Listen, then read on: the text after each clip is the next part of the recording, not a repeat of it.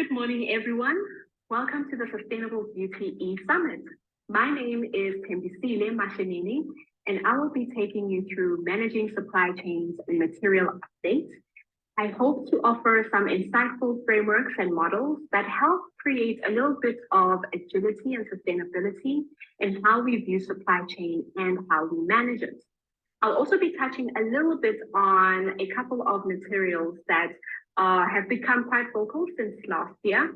And maybe just to step back and introduce myself and give you a little bit of background. I'm a qualified analytical chemist and have been exposed to the personal care industry since 2005, and specifically in the distribution model in 2006. And my passions really is about building models and systems that are core to the strategic intent of a company. And that's basically the work that I do as Alta. And within that comes distribution, which is where my core focus basically comes from. And this is where you get to see quite a lot of these disruptions within supply chain, and they're almost immediate for you before they even reach the consumer, right? And it's from this, industry exposure that I offer some models that are inspired by research, academia, inspired by best practice within the industry, and really inspired by what I do on a daily basis, which is building sustainability business models with the strategic intent to be as aligned as possible to the SDGs, right? So to the United Nations 2030 Sustainability Goals. Now, I hope you find this very insightful. I look forward to your questions at the end of the slide. Supply chain is the skeleton that equips business sustainability and its promise to consumers, the planet. Now, if you don't believe me, a couple of years ago, we were ignited to that fact and the fragility of supply chain when it comes to complete stock. Ever since, to gain cost advantage and market share, many firms have implemented various initiatives. They have outsourced their manufacturing, they've introduced product variety, diversified the product offering. These initiatives are very effective, of course, in a very stable environment. But what do you do when it is not a stable environment and you have a supply chain that is continuously tested and stretched because of just what is happening from a global point of view? And being very global has actually made us a little bit more vulnerable in our supply chain, and disruptions, whether they could be economic, geopolitical, even climate impacts, can really cause a huge ripple effect within the supply chain. And of course, consumer demands have really shifted since 2020. And really, how do manufacturers and brands become a little bit more responsive to that demand while still being as sustainable as possible within their supply chain management? Now, when we consider that every single thing sort of around us, except ourselves and maybe nature, every single thing was once part of a supply chain. Now, that is a massive impact. And as an industry, we tend to now think, what impact does our consumption as an industry have? What impact does us as consumers, my consumption, what impact does it actually have in the world and the space that I live in, especially when everything is impacted by this network? What impact does it have in terms of a purpose? What purpose does it serve? What impact does supply chain have on the planet, its people, the profits as business, and really towards our goals in terms of sustainability for the planet and for all? Well, the United Nations says, listen, supply chain, sustainable consumption and production patterns within the supply chain are actually very, very, very important to us achieving that sustainable development around the world. It's quite interesting. I'm touching on sustainable development goal that is not really not really popular as industry within personal care, because we tend to be focused on the environment. We tend to be focused on packaging, which is beautiful. We love it.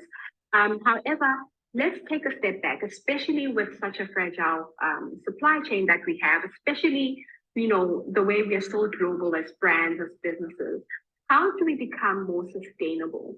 How do we add that sustainability element within the supply chain? And, goal number 12 sort of brings us to that. It says by ensuring sustainable consumption and production patterns, you actually are helping in your climate impact, in terms of your biodiversity impact, and your pollution impact. In fact, I think I say it on the next slide, where I say if everything really is part of supply chain, the impact is global, it's massive. And so unsustainable patterns of consumption and production, as per the UN, can be the root cause of climate change, pollution, and even biodiversity loss. Now, if we step back in personal care, we touch on, the ingredient later on within the slides, palm oil, which a few years back, we really had a risk of that biodiversity loss through deforestation due to such a large consumption of this ingredient. And so really as consumers, but more specifically as stakeholders within the industry, how does supply chain become key to our sustainability? What models do we use to try get to sustainable patterns of production and consumption? And all of that can only happen through communication. And I hope that I share as much as possible, and please feel free to jot down your questions and I'll take them up as best as I can. But sustainability is definitely also a key focus of sustainability. And I think that's what I'm trying to get to here. Now, if we step back and say, what really is supply chain? Because if we're going to tackle anything, we need to be very clear on its definition. So I have a definition that I have taken from the ASCM dictionary, which is cited by the Cornell University as well, which defines, and I do quote, that supply chain management is the design, planning, execution, control, and monitoring of supply chain activities with really the strategic objective of creating value, of obviously building that competitive infrastructure and competitive advantage, leveraging your worldwide logistics, so the global element that we were talking about. But here's what I underline, which goes back to the sustainability part: synchronizing supply with demand. If supply and demand are actually synchronized, you're helping in sustainable consumption and production, and you're helping the supply chain to actually hunt out or actually push out what is actually wanted and demanded, and not necessarily, producing and manufacturing and with the attitude of, listen, I'm manufacturing, I'm innovating, it will sell as long as there's great marketing. Of course, we love that. I'm a consumer, and that definitely excites me. But if we really are going to be within the industry very careful in how we become sustainable within the supply chain, then that synchronization between supply and demand is going to be quite important. In 2002, we had the World Summit on Sustainable Development in Johannesburg, South Africa. I think that was first year of university for me, which placed sustainable development, especially in the context of Africa, especially in the context of developing countries, back on the global political agenda. And, there were a lot of things that were not, I suppose there's a lot of black for each of these things, right? Because you can't cover and get everything right. But the biggest success of this particular World Summit is that it focused on implementations. It focused on actions. And, since 1992, and I think that was the previous WFSD sitting that happened in Brazil, in Rio de Janeiro, Brazil. And there it was more policies and treaties, but this one in particular focused really on just implementation. It focused on implementation of sustainable development initiatives, which is what I'm going to, basically ask from industry today, to say what actions And we can try and put them in this beautiful framework of the SMART framework, right? In terms of actions, what specific actions, measurable actions, achievable actions, resource-based and time-based actions can we take as stakeholders within the industry? And maybe that's a bit ambitious on my part, but how do we think of these challenges, especially within the supply chain, in a different way? How do we relate with each other? How do we engage with each other? And how does information sharing happen? And that's why I'm so excited to be here today on, a platform like we have today, or even platforms that are offered from IBA, which is where this presentation was sort of inspired from. Myself and a colleague, Ms. Erin Mataska from Barron's US, we basically gave, a presentation on sustainability within supply chain. But that's what we need more of, platforms that inspire us to think differently through information sharing, through collaboration. And I think really, if we want to be very key as an industry, in offering some insights and some learnings in sustainable consumption and production, that's where we start. Now, sustainable supply chains, in other words, sustainable consumption and production, that is an important opportunity as industry to further demonstrate conscious beauty, not only through our packaging, not only through the ingredients we source, not only in how we put together these ingredients to provide the beautiful products that we have, but how do we look at supply chain in order to build on what we have already done. And I'm really inspired by the fashion industry, which embraces the 2030 SDG. I found this also on the United Nations website. And I think fashion is an industry that has embraced some technology, very disruptive technology, to try get to a much more effective and efficient supply chain.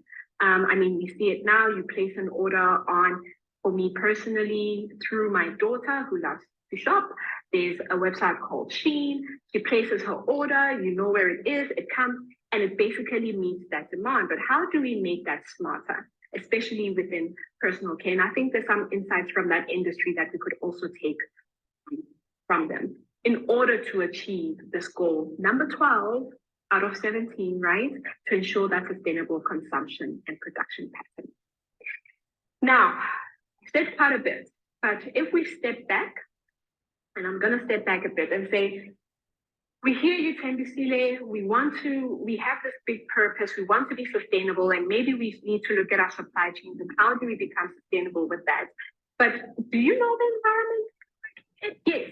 So let me take a step back. Again, something that was touched on in the IBA's fall summit, the virtual fall summit on sustainability and supply chain and sustainability.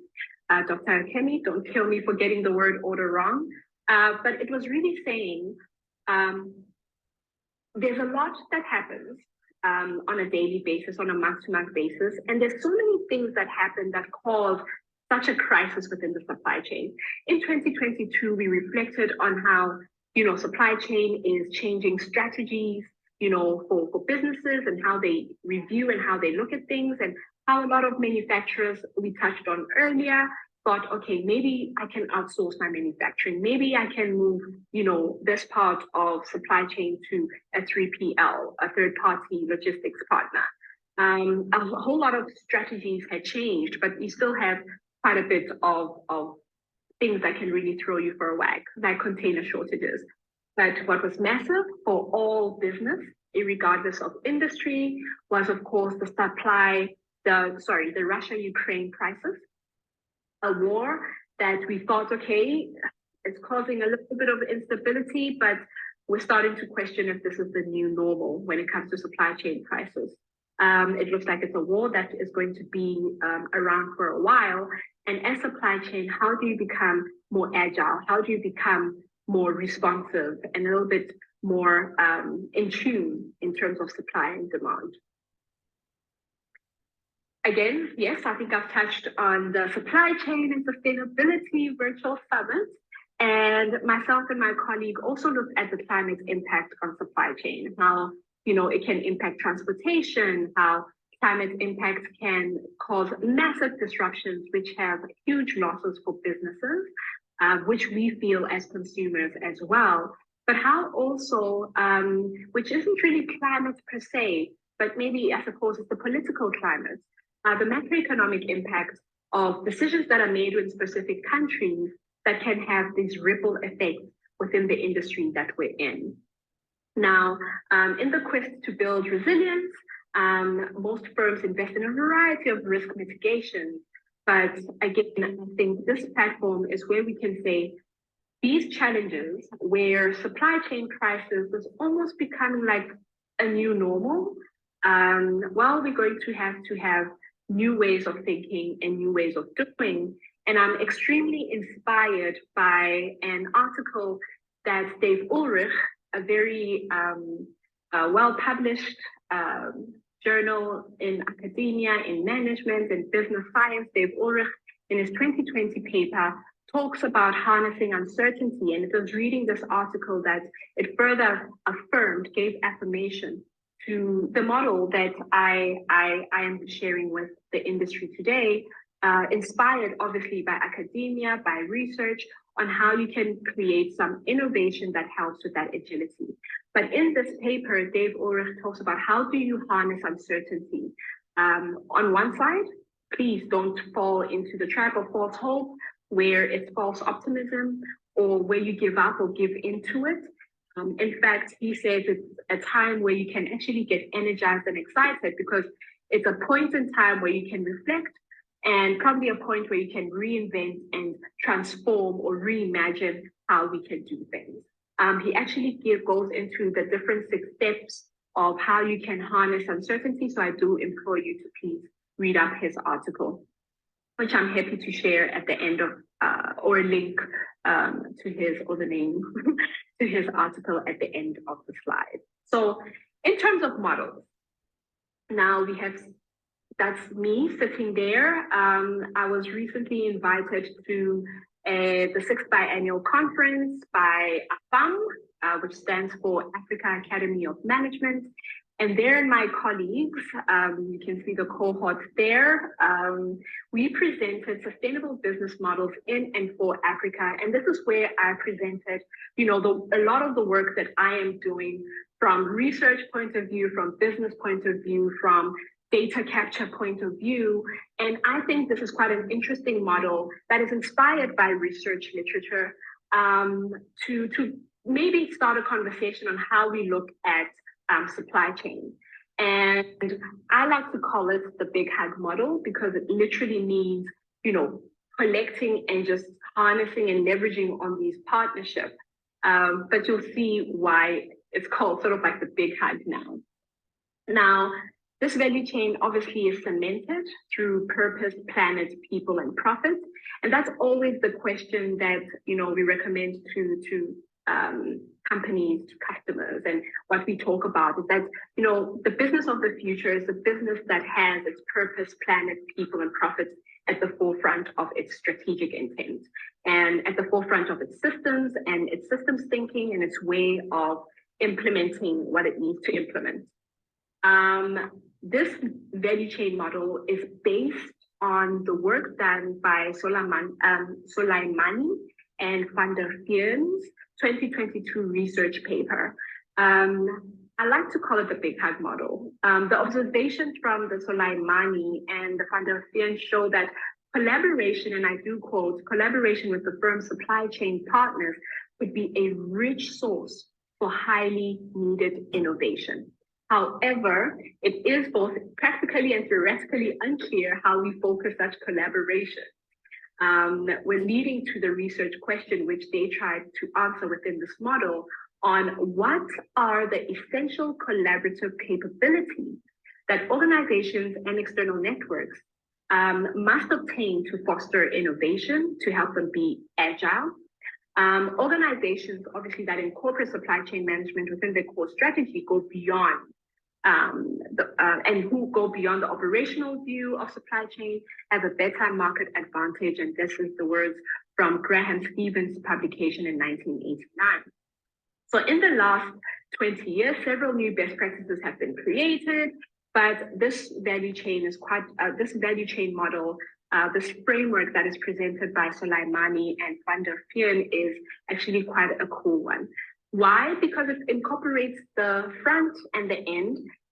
On the left, I changed it slightly in that they speak of leadership within industry, and I say maybe it's a consideration to have consumer leadership, where the exploration and leveraging on that exploration occurs because that's where the demand is, and that's where you can create your demand-focused supply chain by having consumer-led supply chains, productions, and innovations where possible in order to feed into the demand for supply and innovation on the other side by manufacturers.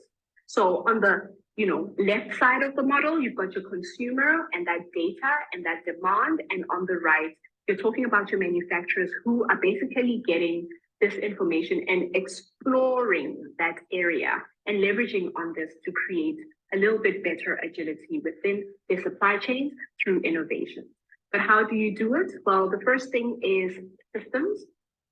The top part, of course, is about a continuous learning culture. In fact, Dave Ulrich, in his paper on harnessing assets, he speaks about how continuous learning, networks, and information sharing and creating this ecosystem can actually help in you navigating through this uncertainty. And this value chain model also does it in such a way that it helps to sort of visualize how do we take supply chain, break it up into three main components: the consumer demand exploration side, the manufacturing on the right, and together joined by continuous learning culture through real-time data. Now, this is where the trends, innovation, disruptions happen because that's where the technology, the systems are, which I touch on later on. We're talking about data networking, RFID, there's quite a lot that happens. And again, where the fashion industry actually does quite well here. But also cementing this with supply chain participation. So collaboration, collaboration, collaboration. Supply chain from now on, and particularly the procurement role, can no longer be something that sits on the operation side, only isolated from strategy, isolated from marketing, isolated from the consumer demand and sales side. So how you look at your procurement role, but also the relationships that you have. So diversifying your relationships and managing those relationships will actually help foster your agility. Again, Viv Ulrich speaks about that, is that when you create a network, when you have supply chain participation from all ends, you're creating relationships, you're having conversation as you receive the information from your continuous learning, from your real-time data. And as you are actually collaborating with your suppliers, collaborating with your distributors, with your vendors, with your service providers, collaborating with your consumer, collaborating with your, especially the advocates who are your consumers, the people who are spreading the word about your brand, how much collaboration do you have with them in order to actually start understanding that demand-focused supply chain? And how do you take that and then take it through into what you manufacture, ensuring that you still follow the model of constraint management, right? The theory of constraints, where you are very aware of what the constraints are and then effectively work to mitigate them in order to become a little bit more versatile, to create much more smarter supply chains. Now, that is the model that I am actively working on. It is based on research. It is something that is best practice. But if anyone has further questions, in fact, if anyone has any case studies where they would like further insight into how does this actually work, please feel free to drop me a line, contact me on LinkedIn, whatever, and I'll send that information through to you. A very good read. Now, in terms of material updates, and very key again. So we spoke about supply chain, how sustainability is really core to supply chain, because if you have sustainable consumption, sustainable production, you're actually part of helping the cause. Now, and then we spoke about, listen, this is the environment that we're in. We're living in a very chaotic world, moving parts all the time. There's climate impact, there's geopolitical impact, etc. And then we spoke about, a model that is, the Alta a model inspired both by Soleimani and Van der Veen that says maybe supply chain can be this ecosystem of networks, and you can actually break it down in such a way that it informs how you approach supply chain. But then at the end of the day, these material themselves. And how do you take all of those three in context of how you look at ingredients? How do you look at procuring those ingredients? Especially when, the macroeconomic factors that we spoke about, the Ukraine war, the recessions, food security is a huge, huge worry and a concern for this year, especially when you have Ukraine, especially when the Russia-Ukraine war, especially when you have droughts, especially when you have literally biodiversity changes because of climate change, and all of these impacts. Well, the key ingredients to possibly look at is sunflower oil, because that's still something that is quite key because of the war. Palm oil derived ingredients, still something to keep an eye on, jojoba oil, and even corn derived. I use these ingredients as examples because that is the same ingredients that we used in the IBA Fall Summit presentation. And I thought it would be nice to actually get sort of like a rundown since October to now. Where do these ingredients sort of stand? But I'm going to use the same frameworks of how as procurement, how as business, you start looking at ingredients based on what is happening around you in order to be a little bit more responsive within your supply chain, and to be responsive in terms of like, where do you go? Do you find alternatives, or do you build stronger relationships with your distributors and suppliers? And that is always what I say is the first step, like building those stronger relationships, diversifying where those relationships are, not just with your suppliers, but with industry associations like our IBA. I know I'm promoting it a lot, but I love it because it's all about education, which is a passion of mine. But really teaming up with those type of industries to get as much insight as possible and getting that diversity. So these are some of the ingredients, sources to really watch out for. And here's an example. So you are a user of palm oil derived ingredients. From now on, and I'm going to go back to the slide, and I hope I actually can. Oh, I can't go back to the slide. With the context of what the model is, with the context of the trends, with the context of macroeconomic factors, this is how I look at it. I would go, so palm-derived ingredients, Indonesia is the largest supplier of palm oil and palm-derived, followed by Malaysia, Thailand, and there's some palm in Nigeria. So if you're looking for alternatives, Nigeria is there as well. Africa offers some palm oil. But you look at it from a macro point of view to say, well, what is the activities that are happening with palm oil? Is it getting better? Last year, we saw prices skyrocket. Well, the prices have actually come down because Indonesia and Malaysia have picked up on their production of palm oil. But here's the big snag. Indonesia is implementing a biodiesel B35 mandate as of February 2023.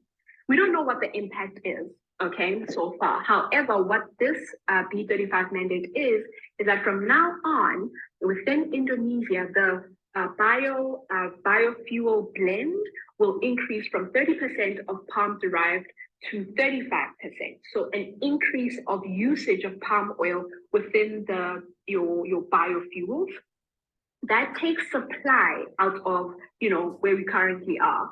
I think Indonesia will increase its production by over 2%. I'm not an expert, but I'm just showing you how to start thinking about it, to go, okay, so if there's going to be, a little bit of restrictions in terms of how much supply this manufacturer can offer into the market, then, I need to be a little bit cautious.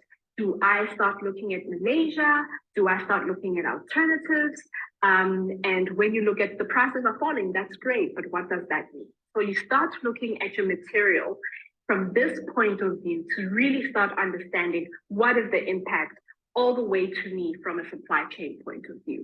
Especially we have, news reports, just food, and these are things that I take from the internet, as credible as it possibly is.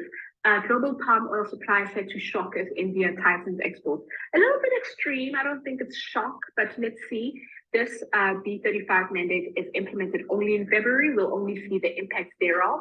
But you're starting to see how something that happens in another part of the world can actually impact this part, which is your world that you're dealing with. And another example would be the corn-derived ingredients, right? Where it's quite interesting. You have a major drought that is happening in Argentina. Argentina is the third largest producer of corn, and corn is a staple food, just like palm oil, right? And again, it sort of makes you wonder, okay, if we're sustainable, do we tap into, and especially if the trends are about food security, if food security and staple foods are going to be struggling, do we still use them? Do we find alternatives? I don't have an answer for that. It's a very complex one, but these are the types of things that we need to start thinking if we want to be sustainable, especially from a supply chain. So in terms of corn-derived ingredients, because Argentina is suffering from drought, I think US is set up to be, the number one or leading corn producer or supplier into the world. But here's the thing, climate impact. So according to the S&P Global, a very interesting read. Again, I'm happy to share all the links so that you guys can read this for yourselves and discern the information yourself. But based on climate change and the fact that the world is getting warmer, maize, out of all the crops, the staple crops, is the most susceptible to this impact, where maize could see a 30 to 40% decline in yields around the world due to higher temperatures. Now, I'm not trying to create any panic or anything, but it's really just showing how you start looking at it to say, if my ingredient is corn derived, what are the things that I start looking around in terms of the trends around me? How do I look? And then I look at my purpose. I look at all the things that I am focused on, especially my purpose. I look at my relationships and I kind of go, wait, if this is corn derived, I need to start having conversations with my suppliers. I need to have conversations with people around me. You could find that an ingredient that you're using, citric acid, for example, which can be corn derived, can also come from other sources as well. So do you start having conversations and really just leveraging what you have to start becoming a little bit more smarter and more purposeful? Now, that's a lot it. In terms of the sunflower oil, I didn't touch on it because we all know that sunflower oil has really dramatically gone up because of the instability within Russia and Ukraine. Jojoba oil, again, something that has to do with climate change because of, the low production of seeds. Beautiful ingredients, all of these, but it makes us actually start thinking about supply chain because we're thinking of source, but we're also thinking of the consumer. And in the middle, we're saying all these relationships that we have, how do we start leveraging real-time data, macroeconomic factors into the supply chain? So let's reflect. Okay, a lot has been said, but let's reflect. So all we're saying is channels are important. Who are my key stakeholders? And what systems am I using to really harness those relationships, those channels, but also the knowledge that I'm receiving from my stakeholders, from the channels, from my consumers? So information sharing is going to be pivotal to agility. Social capital, people-focused solutions. And when we say people-focused solutions, relationships are about people. Effective versus efficient distribution, right? Demand-based supply chains and solutions, breaking bulk marketing, and it goes on. But the one thing that I definitely want to highlight is to be very targeted in our approach. What is your purpose? What are the people involved? What profits do you have in mind, and who is supporting you in those profits? And what is the impact on the planet? And how do we facilitate through smart agility? And again, I'd like to implore you to read on Dave Ulrich's article published in 2020 on how we harness uncertainty and how we use that to become better at what we do and, become a little bit more informed and smarter as we move into very, very uncertain times. Thank you very much, and I look forward to your questions, if any. Thank you.